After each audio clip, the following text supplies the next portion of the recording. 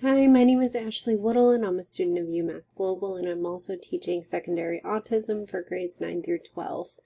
In my fieldwork and in thinking about the communication devices this week, a strategy or an evidence-based practice that I will implement within my classroom is social skills training to teach students to make requests. So there are two students who are new to my program who both have communication devices and use actually the same program Proloquo on their iPads. Both students truly struggle to make requests. One student seems typically unmotivated by anything. He will participate and he's happy to participate, but if it's hard to tell if he wants to participate or if he's just really listening to an adult directive. So for that student, I would like to teach him to make requests and to make choices between two things, which he truly struggles with.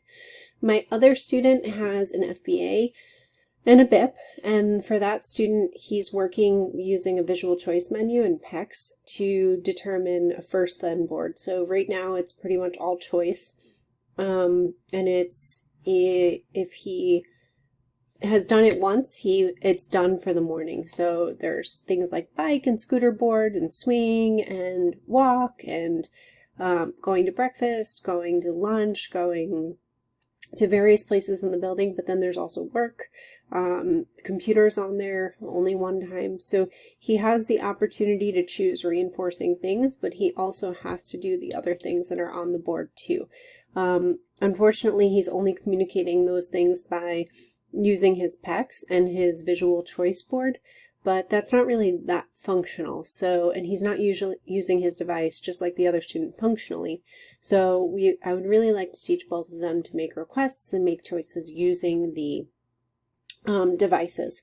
In order to teach that, I'd like to do a social skills group and social skills training during explicit instruction through a group lesson in my classroom. Because they both use the same device, I can pull up the Proloquo and mirror it to my projector in school, and then I can really show them through my iPad and model how to make each request, and then immediately reward that request with the item. So my students are motivated by two different things. My first guy is pretty sensory motivated, so really loves to smell things. He loves to smell the air freshener. He loves to smell people's drinks. He loves to smell food. He loves to smell anything that he can tell will likely have a smell. He likes to smell that. In addition to that, he likes to feel things for temperature. So he will sometimes put his hand on the back of your neck or find a place to put his hand to test a temperature. He'll move a drink over on the table and then put his hand on the table to feel if there's a change in temperature.